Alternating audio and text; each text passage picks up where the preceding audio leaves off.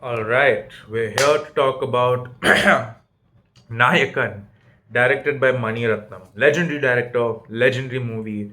I told my mom I watched this movie and she basically explained the whole plot in like 2 minutes. And I was like, "You watched this movie?" And she was like, "You don't understand how famous this movie was." I'm sorry, I wasn't born back then. So apparently, this is like a movie which everyone knows about. It's considered a classic. And I was like, okay, let me watch it. I understand why it's considered a classic. This is the Indian Godfather movie. It's literally all three Godfather movies made in one. No joke. And of course, I think there's also like a little plagiarism where I think some, like one or two scenes are ripped straight from The Godfather, which is a bit, back then plagiarism was overlooked because, they were like, people don't watch English movies. So it's a bit strange because you see some scenes and you're like, wait a minute, that looks oddly familiar.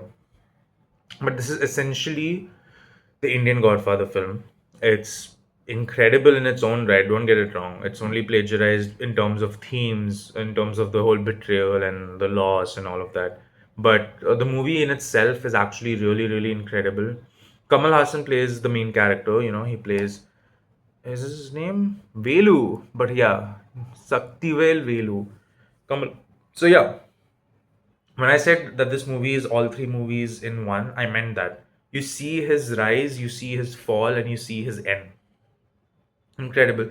And I would like to say, like, this is a really good film, even ignoring the fact that it's kind of ripped from The Godfather, because it has its own cultural twist to it, right?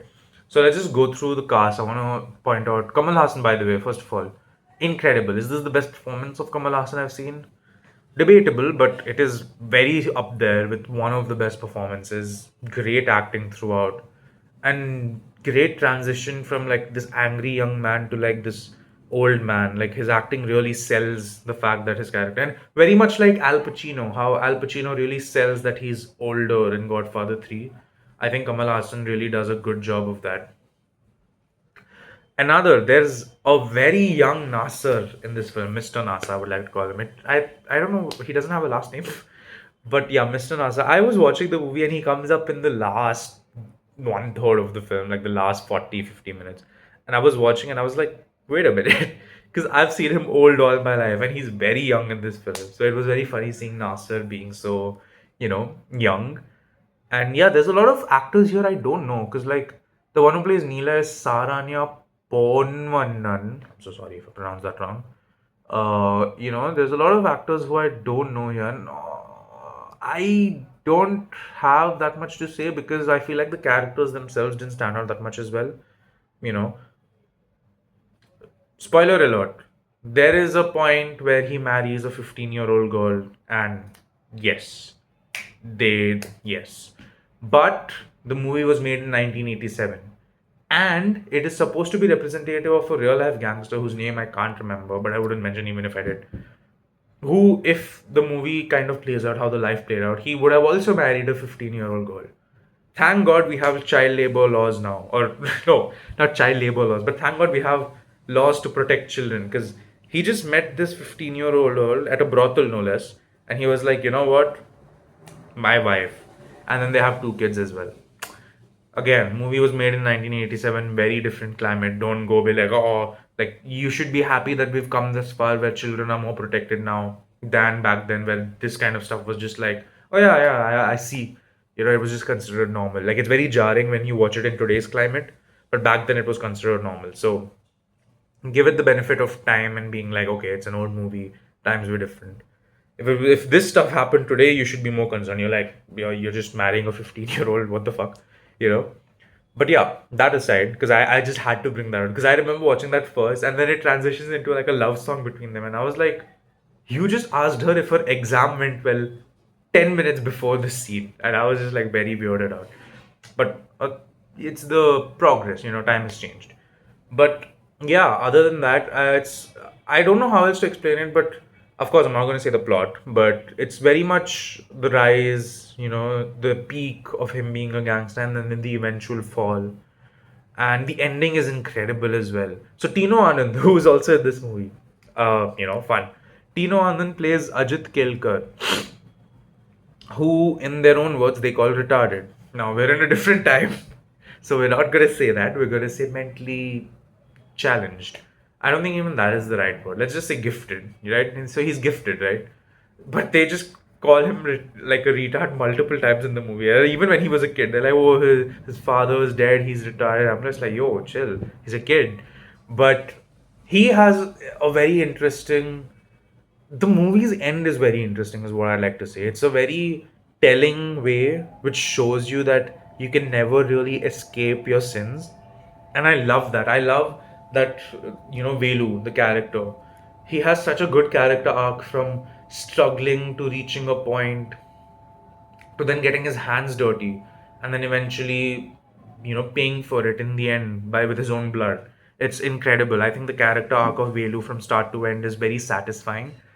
For me, the standout scene of the whole film is where he's arguing with his daughter, and I love that scene because it's such a difference of philosophy, because that the daughter is right, but you also know that Velu's right, because the daughter's basically like, oh, you think you're like God, you just like kill someone, kill whoever, you're like this big don, but who gives you the right to decide, like why don't you let the law handle that? And then he, like, I love that it calls back to everything that's happened in the movie to that point, where Velu, he crashes out and he's like, why don't you tell the law to take care of a union leader who was asking for his rights? Which goes back to all the way to the start of the film, which was his father, who got killed because back then union leaders were treated like shit, and he lists out everything like, what about the people who killed your mom, who will, what did the law do for that? And it's very interesting. It's a good philosophy and it's a good debate scene where it's like, when they fix that is when I'll sit back and do nothing. And you reach this point of, you know it's a balance, because she's right, like you can't just, you know muscle your way out of everything, because he pays for it in the end. But he's right, because if he didn't do what he did, they would all be crushed, because that's how they're treated like bugs throughout every point in the movie.